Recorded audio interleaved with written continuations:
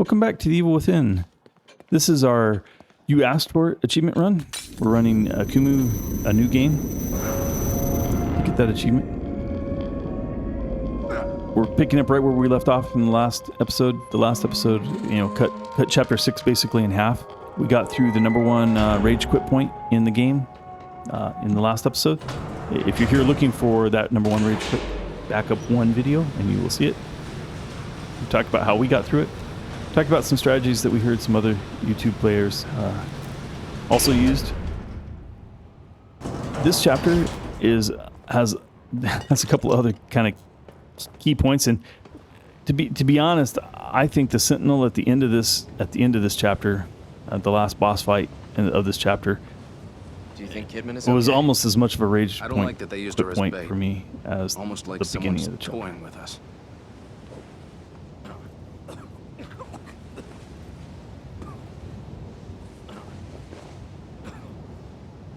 Hang in there. Just a little further.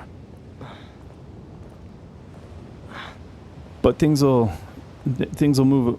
I don't have to talk as much about the strategies here. They're pretty evident. There'll be a couple of points that I want to make. Point coming up here. We can take them. No, that's not.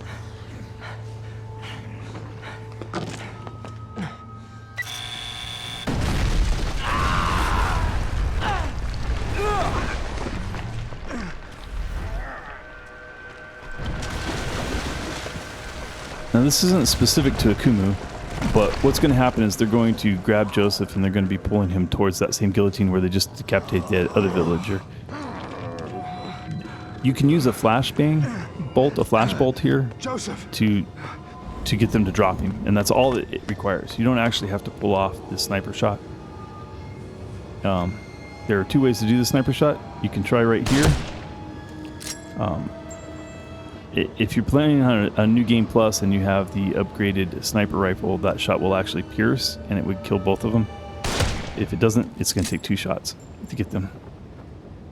I went the sniper rifle round. I just thought it was a little bit more cinematic and a little less of a gimmick. no need to worry. So, we're about to have a cutscene here where Joseph is going to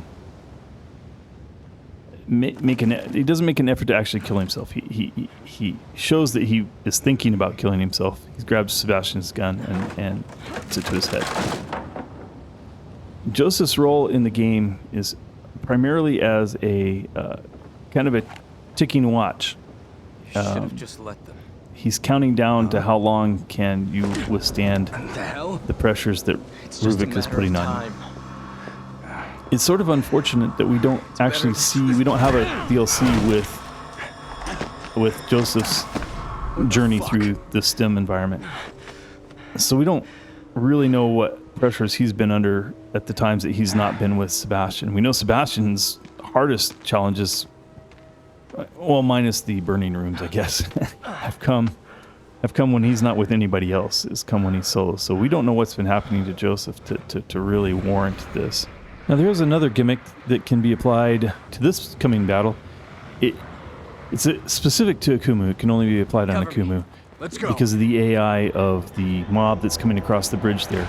If you can kill these first two, which you're going to have to do it a lot faster than I'm doing it, but if you can kill these two, you can go stand at the top of that ladder that Joseph threw down. If you go stand at the top of that, these guys will all get stuck trying to get by you. They're after Joseph and not you. And if you were standing, let's say where that back zombie is standing, if you were standing there, they wouldn't be able to come up past you. And you can literally just stand there and they will just run up against you until Joseph finishes with the crank. It only applies in Akumu, or at least I've been told it only applies in Akumu. I've never actually tried it myself, so just passing that on. Secondhand knowledge. It's worth every penny you paid for it. Alright, you have to be careful of that guy. He throws an axe, and if you don't want to be close enough where he can see and have a direct line of sight at the axe. Other than that, you can see actually that battle's not as hard as it sometimes seems like it might be.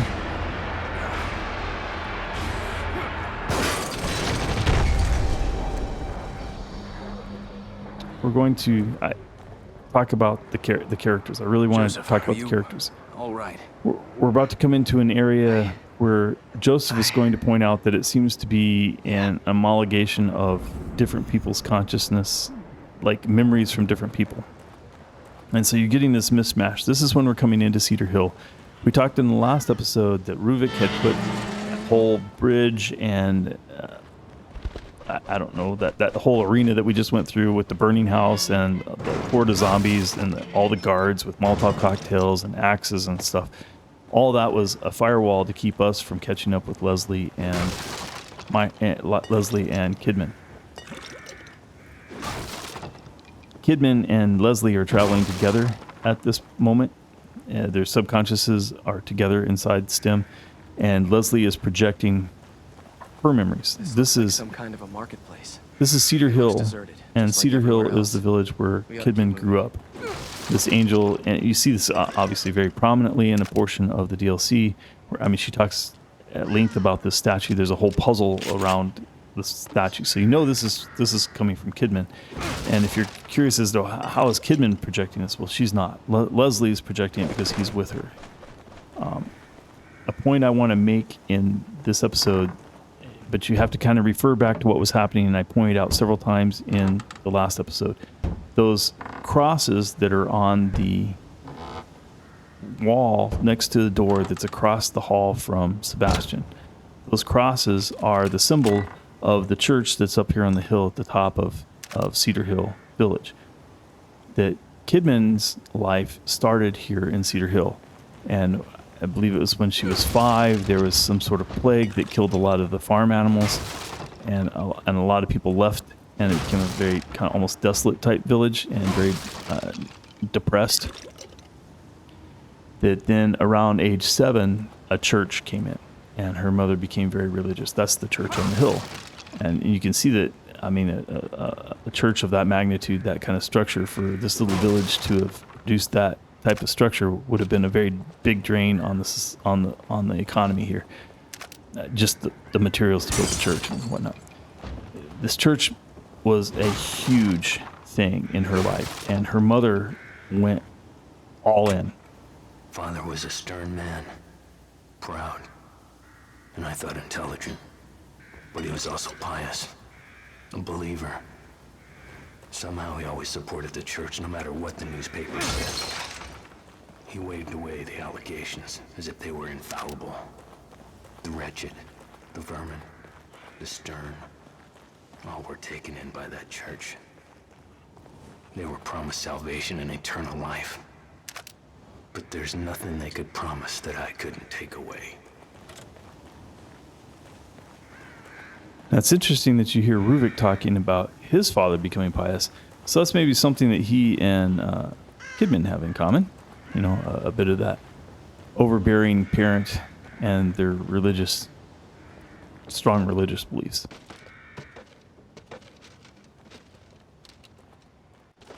Basket gets in the way, but you find a key back here. It's easy to miss. If you don't knock those boxes out, you won't see the hole in the wall. And even if you knock the boxes, you may not see the hole in the wall. Walk right by it, but there's a key back here worth taking the time to go get. So Leslie is with Kidman, and she's projecting Hillcrest. Or, I'm sorry, I keep going. Cedar Hill.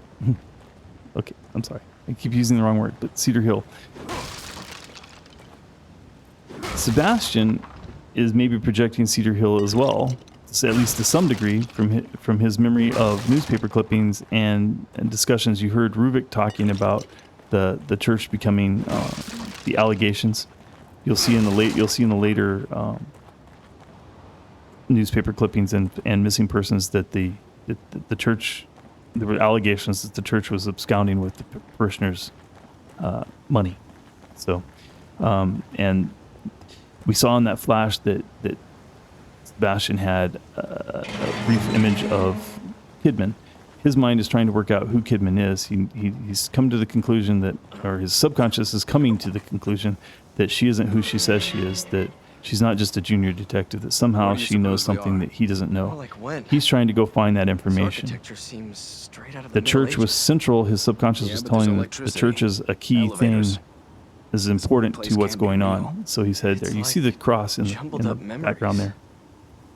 So, I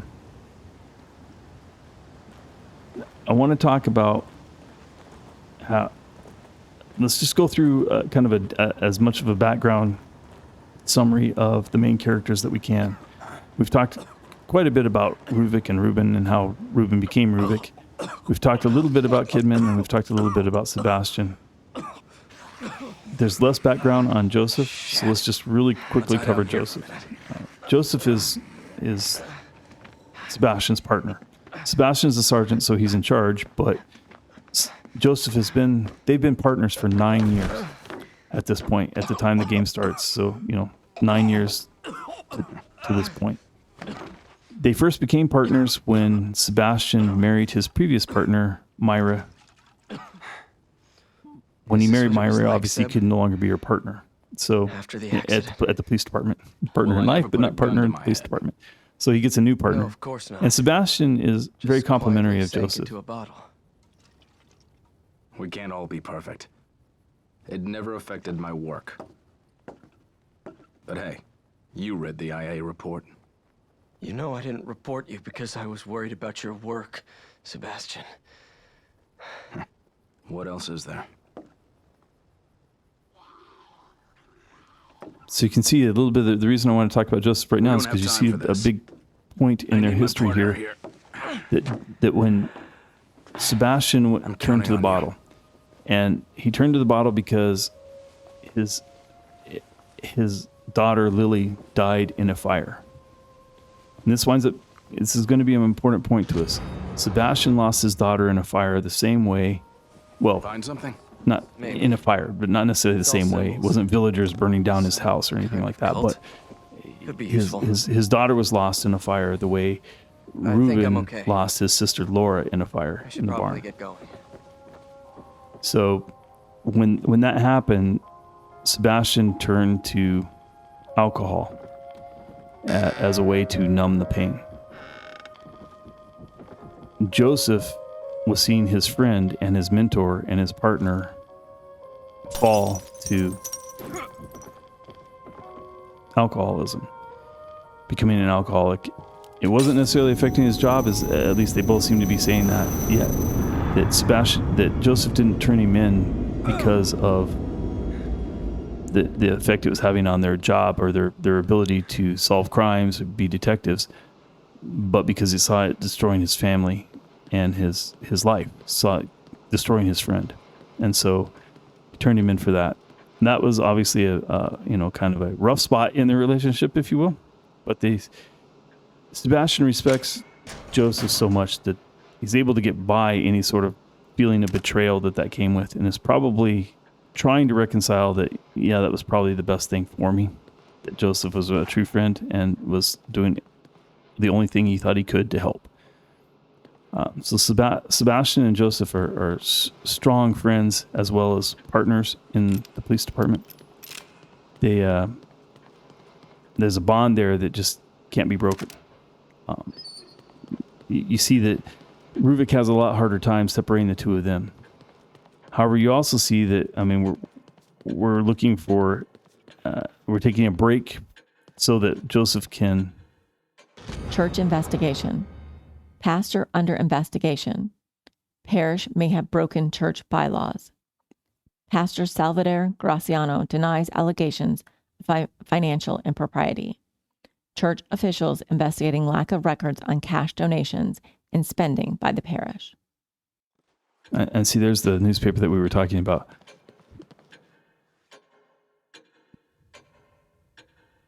Missing. Pastor Salvador Graciano. Pastor Graciano and several parishioners at Cedar Hill Church are missing. The church has been locked up tight since the disappearance. So, and there's the bishop went away. The fact that he's a bishop implies that there's a much larger organization than just a local church at Cedar Hill. And so therefore, it's reasonable to assume that maybe Ruvik's parents also were involved with the same church, but not maybe the same exact physical church, Elk River versus Cedar Hill. But we were taking a break here for Joseph to kind of regain his composure Joseph is our ticking bomb, in the sense that he's kind of telling us about how long a strong will can withstand the pressures that Ruvik is putting on them. Hold on a minute. Let me climb up here and see if I can get a look ahead. That mostly covers Joseph. There isn't a whole lot more to say about Joseph's role in the game. You all right? It's not that it's a small role, it's Yeah. just that there's just not a whole lot more background on him. His last name's Oda. We see his desk in one of the DLC at the KCPD in one of the DLCs. Kidman looks at his desk, and he's got a lot of Japanese Hey, that's characters there, Kidman. so there's probably some Who's that she's Japanese with? descent. But other than that, there's not really a whole lot more that we know about Joseph, other than Sebastian trusts him implicitly, respects him and his mind and his abilities as a detective, as well as a really good friend. Okay, so let's talk. I guess What I found. we're Seems to be in working condition. we're what, 9 Go on ahead, episodes I'll cover into our Akumu run here.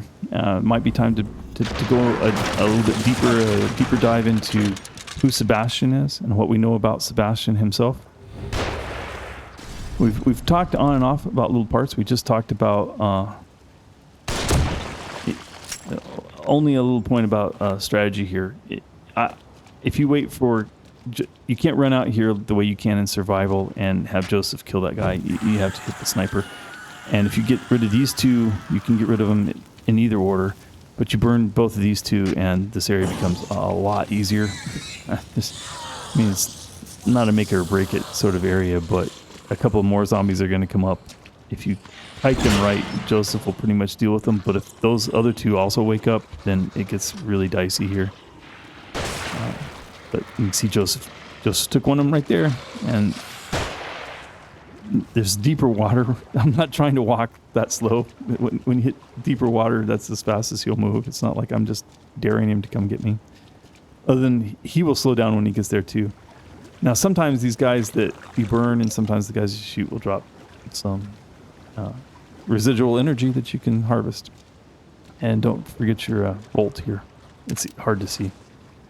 Okay, so the deeper dive on who Sebastian is. So Sebastian was a all-star of the KCPD. He made detective earlier. He was the youngest detective ever named a detective in KCPD. He's now a sergeant. He's been working with Joseph for 9 years. That means he's been married for 9 years to Myra. Myra was his first partner at KCPD. He found that he loved her and got up the courage to tell her how he felt when they were on patrol and she was almost killed, and that was just too much for him. See, the basic strategy here is going to be to freeze them with either an electric bolt or a freeze bolt itself, and get as close as you can and get as many of those shotgun pellets on the head as you can. Most of the most renowned gamers, strategists for the game will say you want them both together when you do this. I was not capable of pulling that off. If you do manage to pull it off, if you manage to run by him and like freeze him and then run by him and get them both, you can get them both back in the back. Now I'm trying to catch him where I can drop this lantern on him. I think I missed a little bit. I don't know that it really caught him on fire. I got the bolt a little too far down the path there, but it was enough to hold him there. And now I'm going to use a freezy bolt because I'm out of electric bolts. Once he's frozen, I'm going to go to the harpoon. And remember, we have our harpoon maxed. Well, not maxed to incinerate bolts, but I used all 3 of them on him. He might have been dead after 2. It's a little hard to say. Another reason for freezing him after they come around the corner is Joseph can shoot them. Okay, so now while we wander around and get this, we'll continue with our discussion on Sebastian. This way. So Sebastian married his first partner, Myra, and just a few months later, 8 months after that, they announced their baby girl was going to come in 2 months. Just so if you're doing the math there, she became pregnant after the wedding, not before the wedding. Okay. And their daughter Lily. Okay, so Lily and her nanny or babysitter, however you want to term that, a 56-year-old Hispanic woman, were burned to death in a house fire. This was a turning point, obviously, in Sebastian's life. This is when he went from kind of the all-star detective to almost, well, basically becoming an alcoholic, smoking, and his relationship with Myra began to separate. They weren't at odds. It's just that Myra buried herself in work and started investigating. She was investigating, trying to figure out whether or not Lily's death was an accident or something else. Everybody was saying it was an accident. She wasn't convinced. Sebastian wasn't convinced that it wasn't an accident. He took the blame of Lily's death on himself. He felt as a father he had failed Lily, that he had not kept her in a place that was safe, that he allowed her to be in a place that could catch fire and burn, and that he couldn't get to her to save her. Now, from outside perspective of that sounds a little like, you're being overly dramatic. That it's not your fault the house burned down, but Sebastian took it that way. He took a lot of that internal blame himself. Myra was kind of the opposite. She was putting the blame outside of herself and looking for a cause. Sebastian sees this as not necessarily the right path. She, of course, doesn't see his as the right path. They're growing more and more separate. He's growing more and more distant because he's burying himself in a bottle. It was a hard time. Myra goes missing, and there was a long period of time when Sebastian never believed she just left. He never believed that the relationship got to the point where she would just walk out and leave him. And even if that was the case, that she wouldn't just walk away from KCPD, that she not anywhere to be seen. It's not like she left him and went to the other side of town and still comes into work. Graveyard note. Walt, I've gone to get Donna back. I saw how to get into the wolf's den, and I'm getting her back. I won't let her be a sacrifice. Don't follow. Just stay and watch the family. I'll bring her back. Daniel. Wait, there was something about a horse in that house back there. Let me see what I wrote.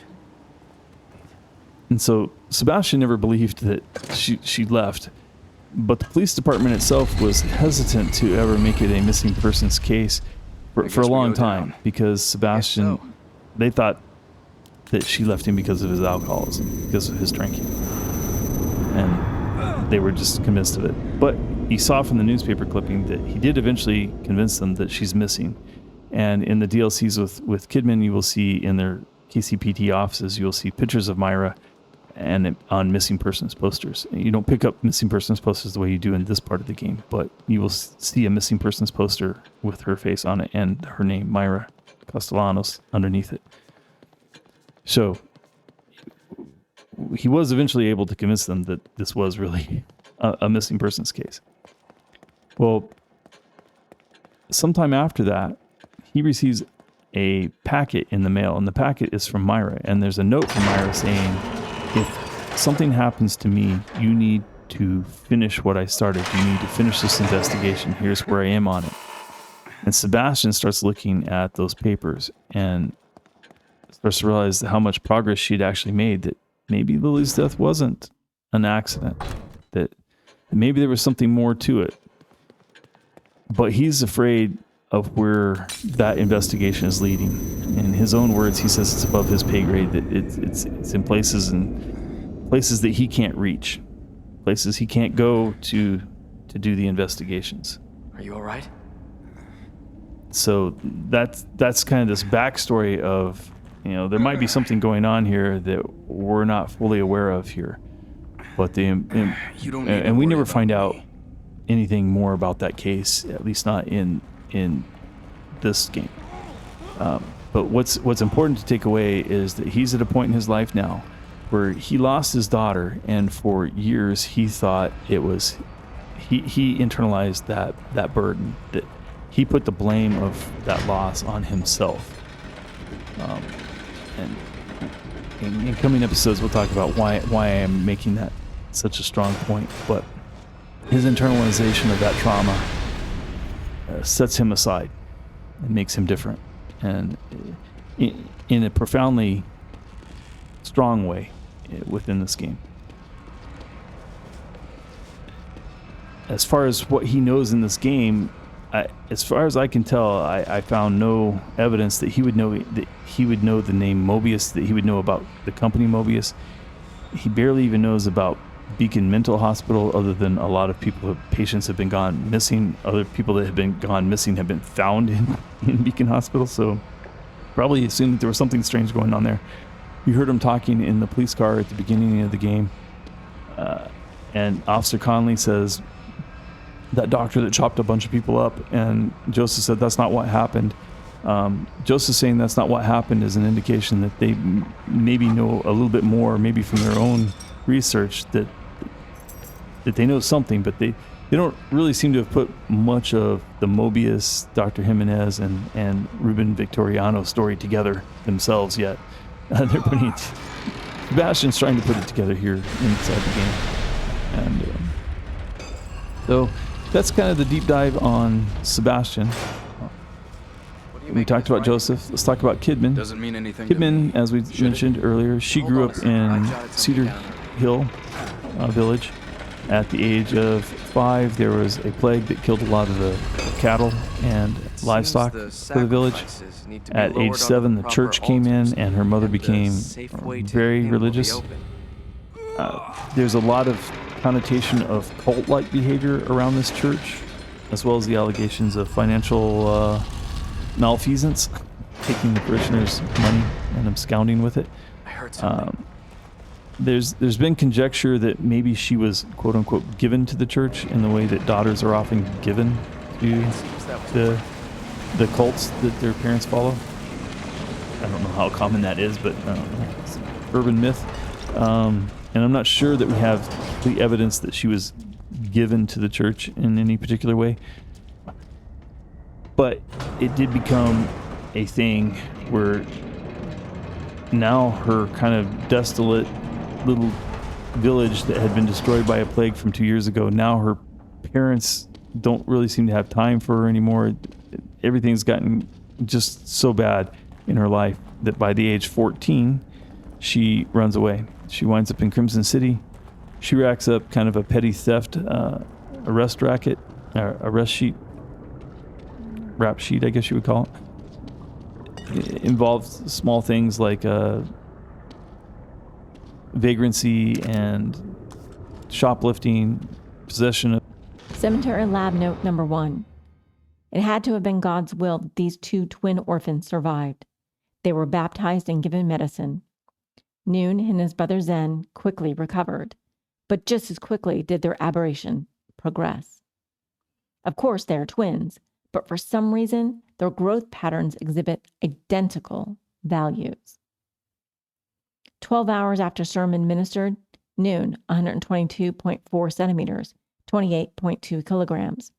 Zen, 122.4 centimeters, 28.2 kilograms. Body temperature elevation, pain in lower extremities evident. 24 hours after serum administered, Noon, 125.8 centimeters, 29.4 kilograms. Zen, 125.8 centimeters, 29.4 kilograms. Vital signs stabilized, sleeping in short intervals. 36 hours after serum administered, Noon, 138.9 centimeters, 34.0 kilograms. Zen, 138.9 centimeters, 34.0 kilograms. Semi-conscious, speaking to imaginary person. 48 hours after serum administered, Noon, 147.7 centimeters, 46.9 kilograms. Zen, 145.7 centimeters, 46.9 kilograms.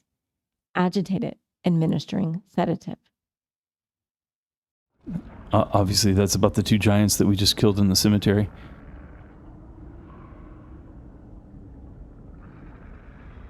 So Kidman was start off with very petty crimes, vagrancy, those juvenile drinking underage, possession of illegal substances, and then move to possession of illegal substances with the intent to sell, grand theft auto, and the last thing that we saw on her rap sheet in the DLC was burglary, grand theft auto, assault of a police officer, evasion of a police officer, assault with a deadly weapon. So she was about to step into the big leagues as far as crime went, and she stepped out of the earliest records say juvenile records expunged.